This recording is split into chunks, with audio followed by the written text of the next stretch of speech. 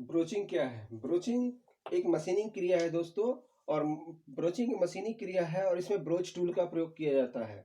Broach tool high speed steel के बने होते हैं सामान्यतः, या आमतौर पर हाई स्पीड स्टील के ही ब्रोच टूल बनाए जाते हैं। लेकिन अगर हमें कास्ट आयरन की ब्रोचिंग करनी है, तो कार्बाइड टिप्स के बनाए जाते हैं।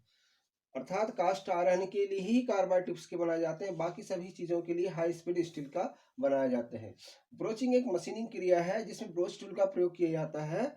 इसके द्वारा हम इंटरनल, आउटर मतलब बाहरी सतह, अंदरूनी सतह, रफ फिनिशिंग कर सकते हैं और बिल्कुल क्लियर फिनिशिंग कर सकते हैं।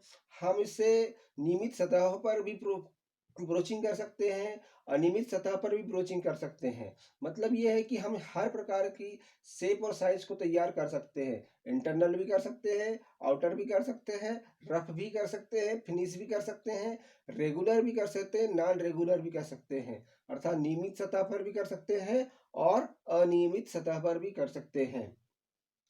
ब्रोचिंग टूल एक ऐसा टूल होता है जिसमें एक ही पास में सारी धातु निकाल ली जाती है। अर्थात एक ही स्ट्रोक में सारी धातु को बाहर निकाल लिया जाता है। और इसमें जो धातु को बाहर निकाला जाता है, तो कितने एमएम की गहराई तक की धातु को बाहर निकाला जा सकता है? 6 एमएम तक की गहराई तक की धातु को बाहर निकाला जा सकता है। जो 6 एमएम की धातु होती है, इतने अंदर तक की एक साथ धातु बाहर निकल जाती है। इस तरह का ब्रोचिंग टूल होता है। ब्रोच टूल को हम क्या काम करते हैं? ब्रोचिंग मशीन में फंसाते हैं। इसके लिए हमें फिक्सर की आवश्यकता होती है। इसमें इंटरचेंजेबिलिटी का गुण आ जाता है। ब्रोचिंग टूल के प्रयोग करने से इंटरचेंजेबिलिटी का गुण आ जाता है, अर्थात विनिमयशीलता का गुण आ जाता है। अर्थात ये हुआ कि दोस्तों, कि हमारे उस पार्ट्स, जो पार्ट्स पहले खराब हो चुका है, उस पार्ट्स को उसी जगह दूसरा पार्ट्स उसी शेप और साइज का चेंज कर सकते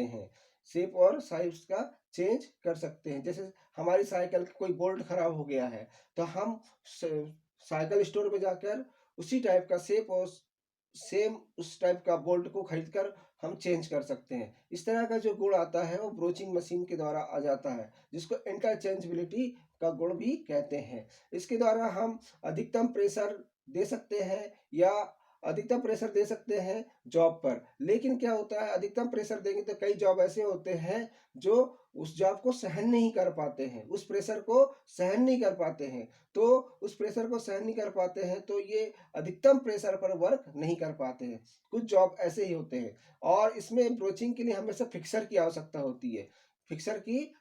होती है। और जैसे कोई बंद सुराख रह गए, ओपन सुराखों में तो ये ब्रोचिंग कर लेता है, लेकिन बंद सुराख है तो उनमें ब्रोचिंग नहीं कर सकता, क्लोज स्लॉट में ब्रोचिंग नहीं कर सकता है। ये इसकी हानियां भी होती है। और जिस तरह से हम एक पतली सीटों को सुराख करने के लिए सॉलिड पंच या हॉलो पंच का प्रयोग करते हैं, ब्लैक स्मिथी में ड्रिफ्ट के द्वारा सुराख करते हैं, उसी प्रकार ब्रोच टूल को विभिन्न प्रकार की ब्रोचिंग मशीनों में और प्रेस में फिट करके हाइड्रोलिक विधि द्वारा पूरे दबाव के साथ चलाया जाता है या ब्रोच को खींचा जाता है, जिससे ब्रोच आकृति के अनुसार कट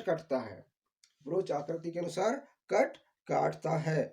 तो ये होता है ब्रोच दोस्तों। कि आप ब्रोच क्या है? ब्रोच एक ऐसा मशीनिंग क्रिया है जो internal, outer, rough, finish, regular, non regular सब प्रकार की सतह को बनाता है और एक ही पास में, एक ही स्ट्रोक में 6 एमएम तक की धातु को बाहर निकाल लेता है। और इसे ब्रोचिंग टूल को हम ब्रोचिंग मशीन में फिट करते हैं और इससे इंटरचेंजेबिलिटी का गुण आता है। अब इसका वर्गीकरण कर लेते हैं। वर्गीकरण कैसा है?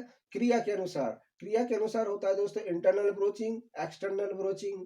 क्रिया के अनुसार इंटरनल और एक्सटर्नल। गति के अनुसार पुश टाइप, पुल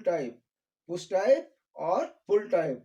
बनावट के अनुसार solid, built up, inserted teeth, ordinary cut, progressive cut, circular cut, overlapping और डबल जंप।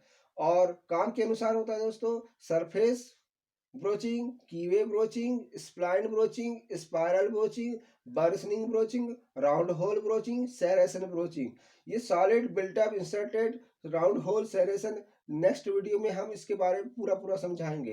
क्रिया तो गति के अनुसार पुश टाइप और पुल टाइप। पुश मतलब धकेलना और पुल टाइप मतलब खींचना। तो इस तरह का है ये ब्रोचिंग होती है। Thank you.